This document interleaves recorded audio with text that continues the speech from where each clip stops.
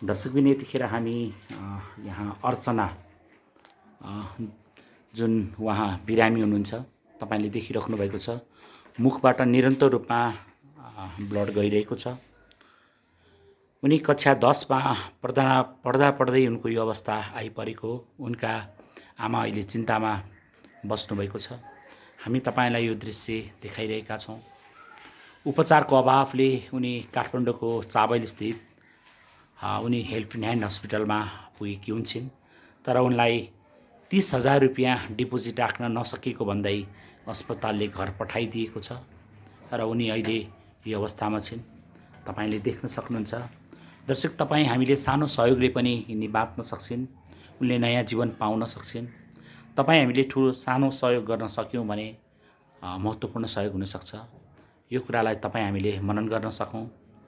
दर्शकबिन अहिलेको अवस्था उहाँको ज्यादै नाजुक छ। हामी तपाईलाई यो दृश्य देखाइरहँदा पनि हामीलाई गाह्रो भइरहेको छ। उनले निरन्तर रूपमा मुखबाट ब्लड गइरहेको छ। आमा चिन्तामा हुनुहुन्छ। उहाँसँग कुनै उपाय छैन। उहाँ योबाट कसरी बस्ने भन्ने कुरामै चिन्तामा हुनुहुन्छ। त्यसैले पनि दर्शकबिन, तपाईँ हाम्रो सानो सहयोगले उहाँले नयाँ जीवन पाउन सक्नुहुन्छ। अपेक्षा गरौँ तपाईँ हाम्रो सानो सहयोगले पनि उहाँले नयाँ जीवन पाउनुहुनेछ। सहयोगी मनहरूको अभाव नखड्कियोस्, सहयोग गर्न सकियोस् भन्ने नै चाहना हो हाम्रो।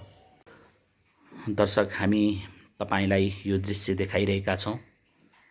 यो दृश्य 17 वर्षीय अर्चनाको हो र उनी कक्षा 10 मा अध्ययनरत थिइन् र उनको घर सिन्धुली हो। उनकी आमा अहिले कुनै कामसाम गर्न सक्दैनन्। बाबा धेरै समय अगाडि नै अलग भएर बसेका हुन् र उनको अवस्था भने अहिले नाजुक छ। उनको मुखबाट एकदमै निरन्तर रूपमा ब्लड गइरहेको छ, देख्न सक्नुहुन्छ। बाटा थापेर राख्नुपर्छ यो अवस्था छ उनको। हामी तपाईलाई यो दृश्य यसकारण देखाइरहेका छौँ, एउटा नेपालीलाई पर्दा अर्को नेपालीले सहयोग गर्नुपर्छ र गर्दै पनि आइरहेका छौँ। हामीले हाम्रो सानो सहयोगले पनि यिनी बाँच्न सक्छन्। यो बचाउने हाम्रो अभियान हो। तपाईँ हामी जुट्न सक्छौँ।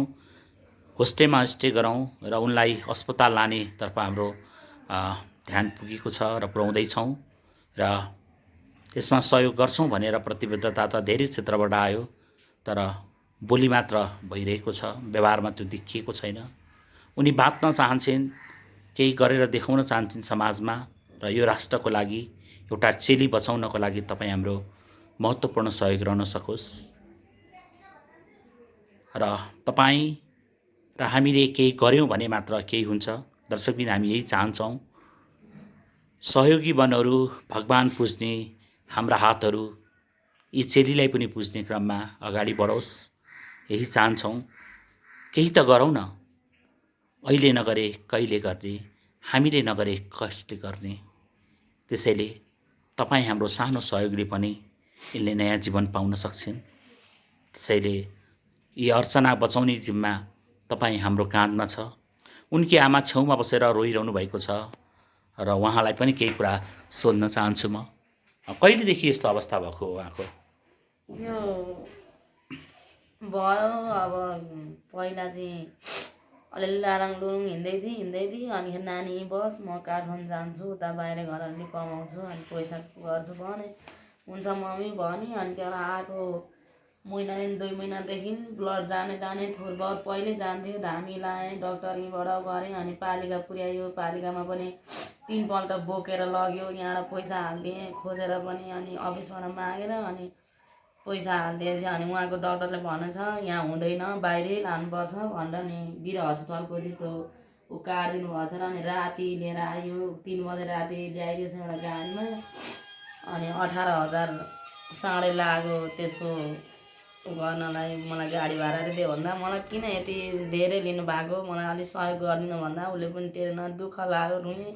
अनि ल भर्ना गरेपछि एकदम पोलो भनेर भन्यो। अनिखेर डक्टरले गऱ्यो। अनिखेर के चेकहरू लिनुपर्छ भनेर भन्यो। अनि भोलि आउनु भन्छ, पर्सि आउनु भन्छ। अनि त्यहाँबाट एउटा दाइले भन्नुभयो यो खतरा बिरामी हो, यहाँ भर्ना गर्नुपर्छ, तपाईँसँग पैसा छैन भन्दा मसँग पैसा छैन भनेर भने मैले। अनि त्यहाँबाट मैले सकिनँ। अनि अलिअलि पैसा त्यति सकिहाल्यो। अनि सबैलाई फोन गर्न थालेँ, रुन गर्न थालेँ।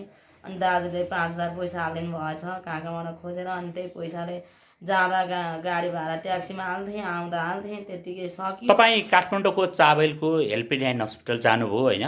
तपाईँलाई कति हजार जम्मा गर्न भन्यो अस्पतालले? 5000 थियो पाकेटमा। ल त रातको चाहिँ 3500 रुपियाँ लाग्छ बेडको? बेडको 3500 रुपियाँ लाग्छ। यहाँ भर्ना गर, ब्लड दिनुपर्छ नानीलाई भनेर भन्यो उसले। अनि पैसा छैन भनेपछि के भन्यो? कति धरौटी माग्यो? मसँग चाहिँ 5000 मात्रै छ सर भनेर भन्यो मैले। डाक्टर साहब मसँग छैन अहिले पैसा भन्दाखेरि अनि पैसा नभएपछि कसरी उपचार हुन्छ त अनि भनेर उनीहरू सल्लाह गरेँ। अनि तपाईँ यो चेक लिनु सही गरिदिनु भन्यो। अनि मैले सही गरेँ। अनि ट्याक्सीमा हालेर लिएर गएँ। अनि उसले सही गर्न लाएर नसक्ने हो तपाईँले सही गरिदिनु भन्यो। अनि मेरो नानी बचाइदिनु न, म भोलिसम्ममा केही उपाय गर्छु भन्दा पनि भएन। अनि उहाँहरू त्यसो भन्नुभयो। भोलिसम्म गर्छु भन्दा नि मान्नु भएन है? अनि चाहिन्छ भन्नुभयो। अनि पहिला पैसा जम्मा गर अनि मात्र उपचार गर्छु भने उहाँहरूले त्यसो भन्नुभयो। अनि तपाईँले भोलिपल्ट गर्छु भन्दा नि मान्नु भएन? मान्नु भएन। कस्तो अचम्म छ है। अनि ल्याएर यताउति गर्दा कोही फोन मात्रै गर्ने, कोही अनि सबैसँग। अनि एउटा यहाँ बाबुको नम्बर भेटेँ मैले भाइको। अनि भाइलाई फोन गरेँ, भाइ मेरो अवस्था यस्तो भयो, मेरो बाबु जखम भयो भनेपछि हुन्छ दिदी म आएर हेर्छु भन्नुभयो। अनि अस्ति बेलुका आउनुभयो, एउटा सर र भाइ आउनुभयो। अनि त्यहाँबाट चाहिँ अहिले फोन गर्न थाल्नुभयो। अनि सहयोग मात्रै गरिदिनु, मेरो बाबु बचाइदिनु भयो भने म पनि पछिको लागि म पनि त यस्तै भएर बस्दिनँ होला। मेरो नानी बचाउनु सक्यो भने मैले। नरुनुहोस् तपाईँको म एकैछिन यहाँ अर्चनासँग कुरा गर्न चाहन्छु। अर्चना, भएको चाहिँ के छ तिमीलाई? अहिले गाह्रो भइरहेछ? कसरी भएको थियो यो चाहिँ नानी?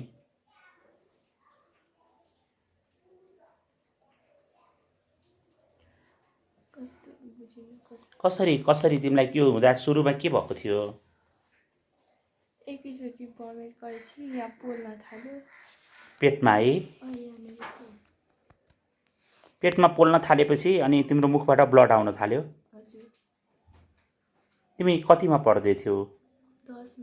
10मा पढ्दै थियौ। पढाइ पनि बिग्रियो अब? पढाइ त बिग्रिसक्यो। तर केही छैन, समय छ, पढ्न पाउँछौ है। नरो, रोएर मात्र हुँदैन, उपचार हुनुपर्छ नि। के भन्छौ तिमीलाई सहयोग गर्न चाहनुहुनेहरूलाई? के भन्छौ तिमी? मेरो जीवन बचाइदिनु भन्न चाहन्छु। सबैले सहयोग गरेर बचाइदिन भन्छौ है? नरो, थोरै पैसाको अभावले पनि तिमीले जिन्दगीसँग आज हरेस खान हुँदैन। सहयोग गर्ने मनहरू छन् नि, उहाँलाई के भन्छौ?